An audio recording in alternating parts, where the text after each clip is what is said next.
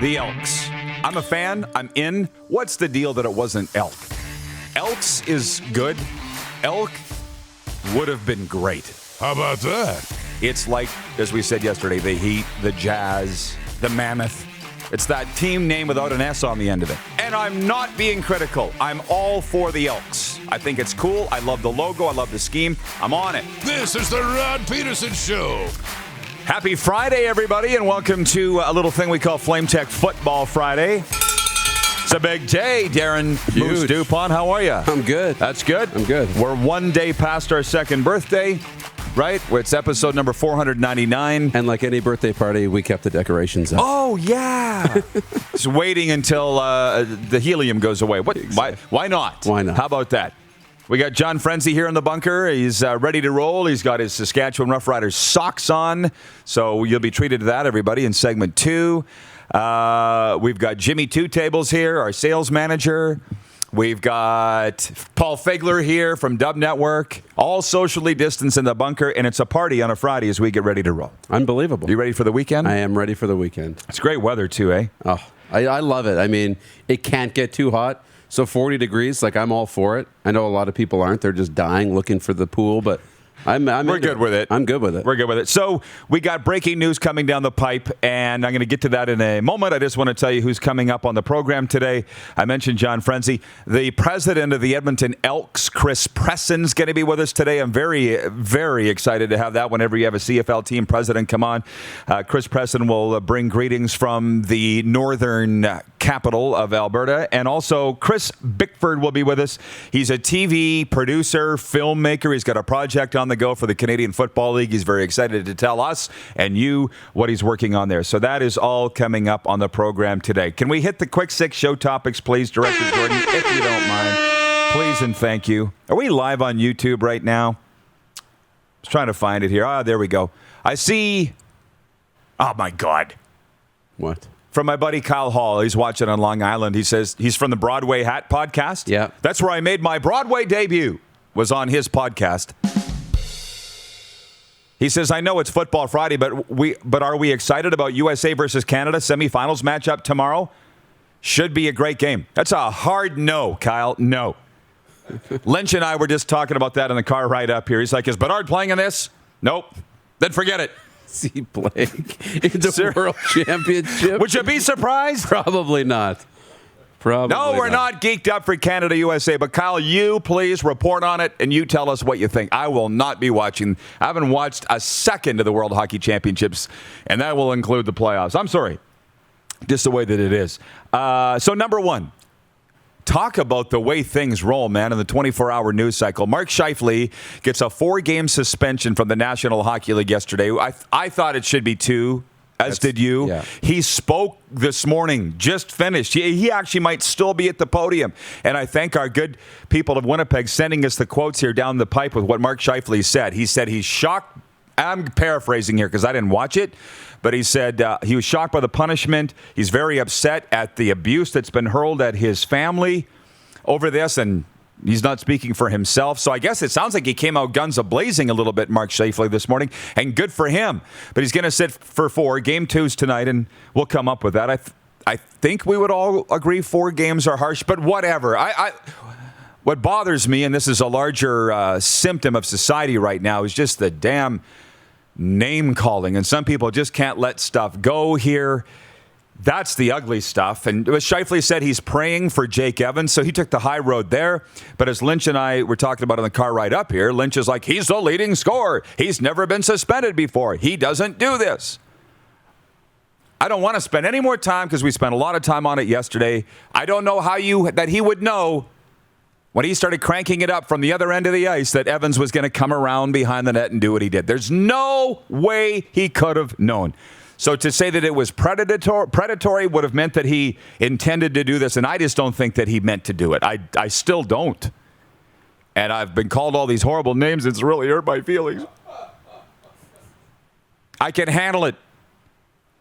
But I wish other people could handle other people's viewpoints on something like this, what Paul Maurice called a unusual play. Anyways, over to you. No, it was unusual. The 4 games is stiff. And So here's George Peros in the Department of Player Safety making a statement and trying to get these hits out of the game. But it's just, I think what people are upset about, too, is the inconsistencies, right? Because we've seen with Tom Wilson, this would have been a $5,000 fine in that situation, right? But it's the playoffs, too. The games matter more. They mean more than regular season games. So there's more on the line. It was a stiff penalty, a real stiff penalty, and we'll see where this goes and how the Jets respond without one of their leaders. Somebody said the NHL bent to public pressure by giving him 4 games, and I would not disagree. But they've bent over all kinds of things, and that's unfortunate that they can't stand up and do what's right, but whatever. Point 3, Carolina beat Tampa Bay 3-2 in overtime last night, which was awesome. I thought Sebastian Aho scored the winner in overtime, but they're giving it to Stahl. Doesn't matter. Canes are in the series now down 2-1, and I got to ask you this. So Nikita Kucherov takes a holding the stick penalty, which led to the power play, which very similar to the Golden Knights situation the other night. And my question is this. You can't get mad at the refs for calling a penalty that is a penalty. You just can't. That's a black and white call.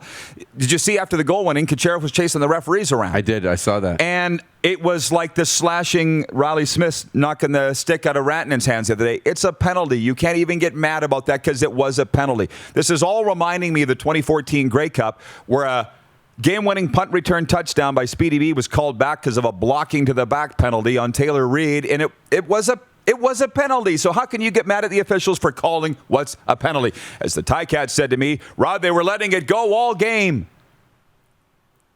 Yes, but it was a penalty. Nikita Kucherov, you can't hold a stick.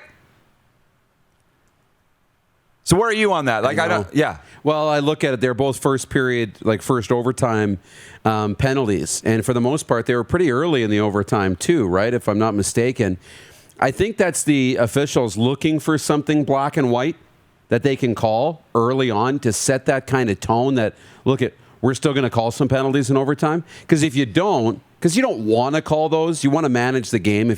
I've always been of the belief that if you're not creating a scoring chance with an infraction or taking one away, that it probably doesn't need to be called in those important moments to decide a game. But you also don't want to do what we saw in the Edmonton-Winnipeg series where you go 3 overtimes and you don't have any penalties and you don't really know what to call and you're scared to call a penalty at that point because you hadn't called one in 2.5 periods, right? So you get one out of the way early, something really black and white. It's just unfortunate that both times it ended up in the back of the net. So our poll question relates to all of this. How would you rate the officiating in the Stanley Cup playoffs? What are the options, Clark? It was okay, good, okay, or bad, and I see 60% is saying okay. I would say it's been okay to good. I'm not arguing with what the call was on my team the other night, the Golden Knights. I'm not arguing on the Kucherov call because it's a penalty. I think they're doing a pretty good job, and it's very evident they've been told by, obviously, Stephen Walkham, guys, call everything for the most part. There's been calls that have been let go, but it's been pretty strict. Mm-hmm. Do you think that'll stay through 4 rounds? Yeah, I think they're trying to build that consistency. So I think that'll be the message as we get deeper into the playoffs is, consistency, right? Let's continue to call this. And I think that, at least for the last couple of games, a mandate to make sure you're still calling penalties in overtime, right? And continuing to have some consistency. And we're seeing it. And that's my point. They're very clearly saying, guys, regular time, overtime, call it. Yeah. And they are. So that's a message to the teams. It's a tough lesson to learn. But don't hold on to sticks. Don't slice sticks out of guys' hands. And if you're Colorado, they're going to keep dropping their sticks. There's nothing you can do about that. The warm-up's brought to you by eCall Electric, your complete electrical distributor with locations in Regina, Estevan, Swift Current, Yorkton, and Moose Jaw, Saskatchewan. eCall Electric. Let's get to work.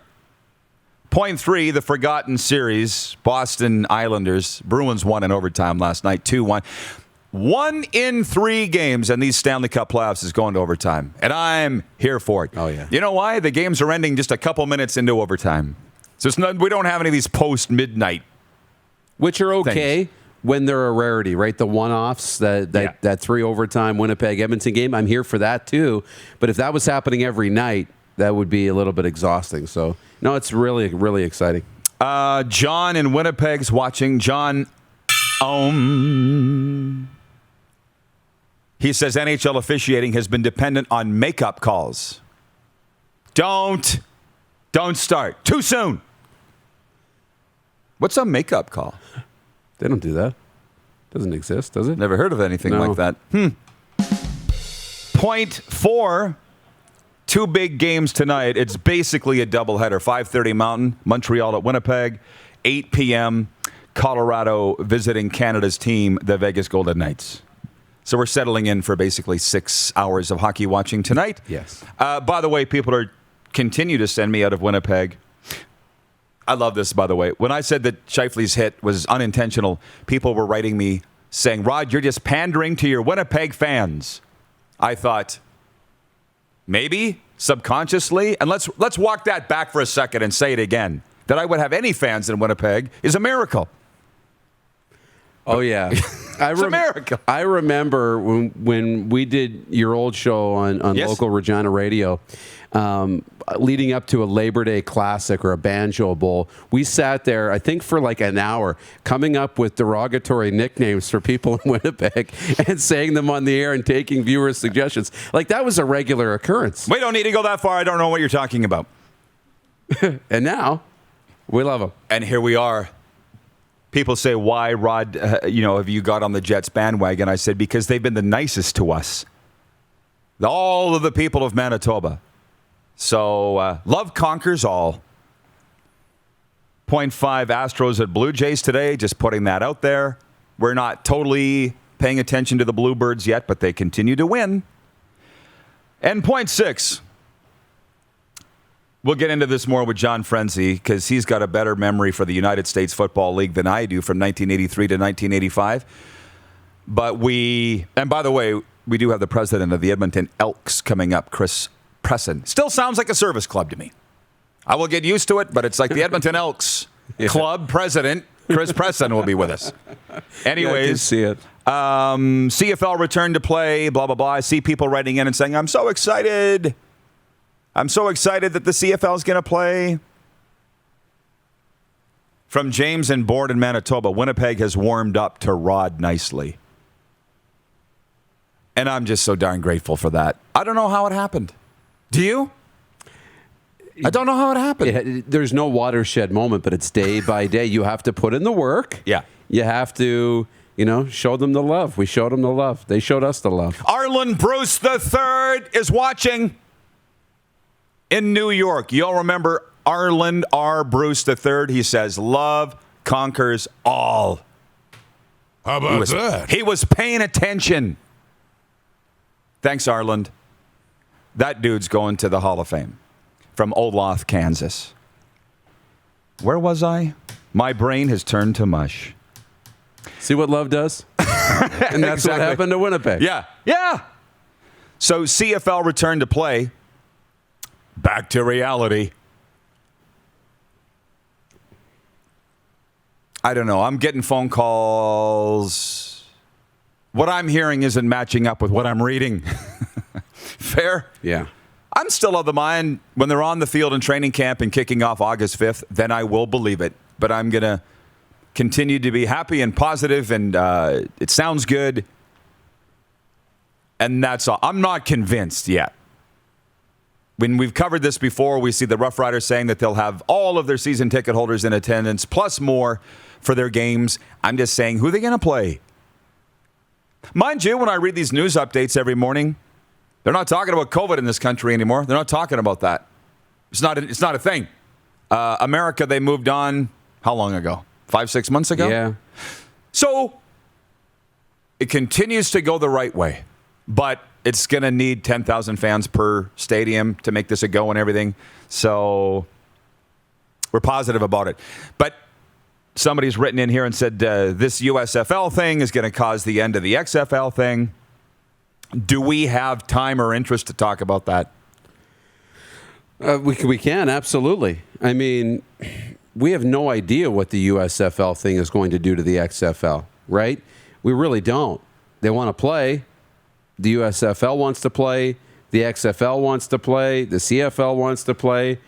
Now you've got somebody else, at the table Who partners with who? What is this? How does this sort out? Who competes with who? Right? We know there are more than enough football players to satisfy all the needs. Is there a big enough fan base to satisfy the financial appetite? Is there enough money to go around to make them all fly? Probably not. Can two of them fly? Maybe. It'll be very interesting to watch the developments. It's going to be about power, influence, who works harder, marketing, who can make you want to spend your money. And I honestly think, this opens up some leverage for the CFL, because if the USFL knocks on the door and says, we should work together, right? I know you're talking to the XFL, but if we work together, here's what we can offer you. Now the CFL's got options, because what the CFL brings is the legacy, right? The legacy and the tradition and all those things that will last.